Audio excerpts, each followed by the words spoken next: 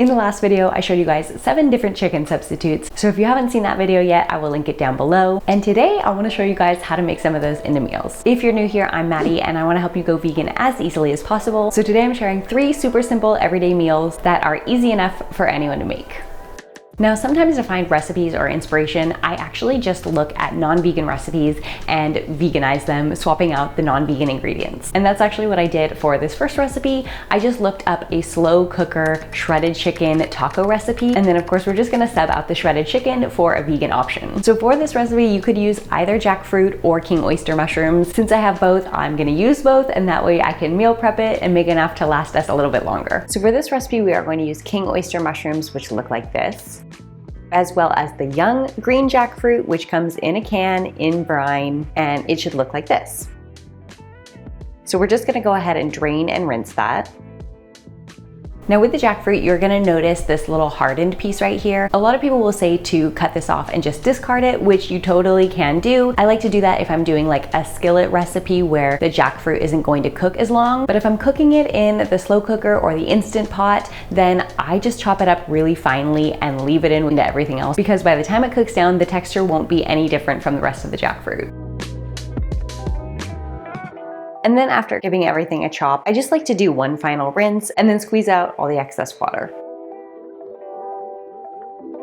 For the king oyster mushrooms, just go ahead and chop off the top, then shred the base with a fork.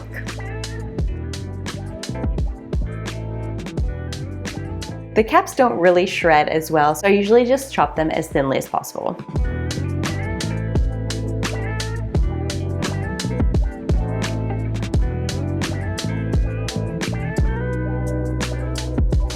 So just go ahead and add all of your mushrooms and jackfruit into your Instant Pot. And I'm just adding a little bit of onion in there as well. And then some vegan chicken flavored bouillon with some onion powder, garlic powder, chili powder, and taco seasoning. Now with tomatoes and the Instant Pot, it has been suggested not to put any tomatoes on the bottom because otherwise it can cause your Instant Pot to give you the burn warning. That's actually never happened to me personally, but I have read other recipes and blogs that suggest not to put tomatoes on the bottom. So because of that, I just keep the tomatoes on the top and don't mix them all the way through until after it's finished cooking.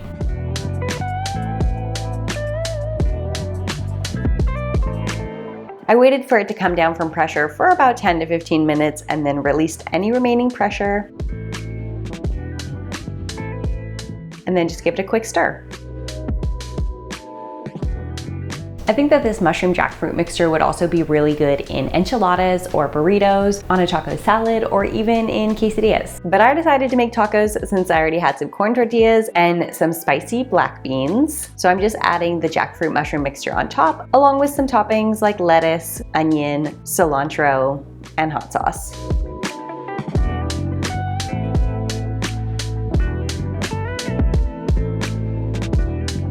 Next up, we are gonna do some baked tofu. Now, as I mentioned in the last video, I usually like to freeze and defrost my tofu. It gives a better texture to the tofu. However, I just wanna point out that if you don't have time to do that, or you haven't frozen your tofu and you really wanna make a recipe like this, don't worry about it. It is not 100% necessary, but I do think that marinating is necessary because it just helps get a lot more flavor into your tofu. With tofu, flavor is everything. It is quite bland on its own, so you definitely wanna take the time to marinate it, season it, spice it, add some sauce onto it, and that will help make your tofu a lot more delicious. We're using the extra firm tofu today, but you can also just use firm if that's what you've got. And even though this hasn't been frozen, you can see a lot of liquid at the bottom. Just go ahead and drain that.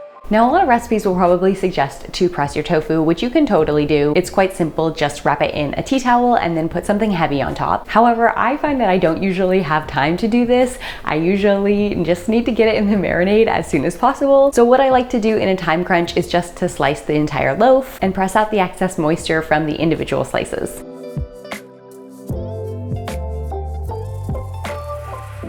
And you can marinate in as little as 15 minutes, but I do find the flavor is a lot better the longer you marinate. So I like to do at least a couple hours, and if I have time, then I will do it overnight. For the marinade, I'm just using some barbecue sauce, liquid smoke, and paprika. And I do find that this marinade is better if left on longer, otherwise it doesn't give quite as much flavor. And then for some of them, I decided to coat them with a little bit of flour and panko breadcrumbs with just some onion powder and garlic powder mixed in. This is totally optional, it just gives a nice crunch.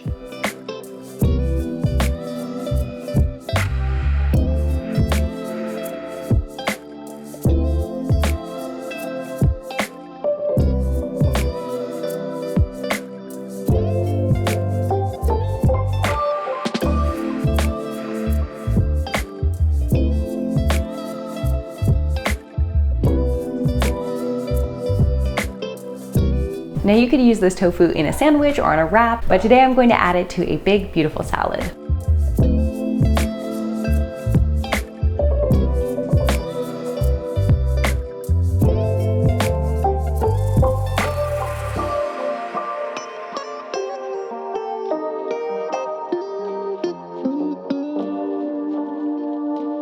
And for our third meal, we are going to use this Gardein chicken to make a stir fry. Now for stir fry sauce, you can definitely do a store-bought sauce. There are a lot of vegan teriyaki sauces out there. However, if you don't happen to have one at home, it is quite easy to make a homemade one, so that's what we're gonna do. I'm just using some tamari, maple syrup, mirin, minced garlic, and ginger, a tiny, tiny bit of sesame oil, cornstarch, and water.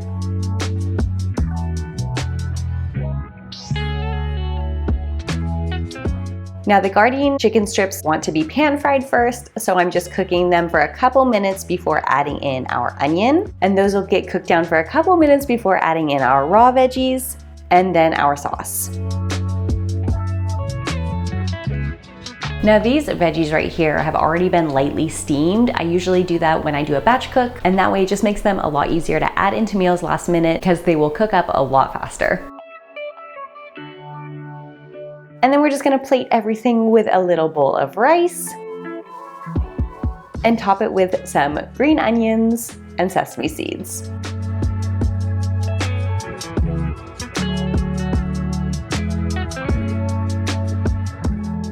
Now, if you're looking for the other chicken swaps, make sure you check out the previous video I did with 7 vegan chicken options, and let me know in a comment down below which vegan option is your favorite. And with that, I hope you guys enjoyed. Let's eat plants, and I will see you guys next time.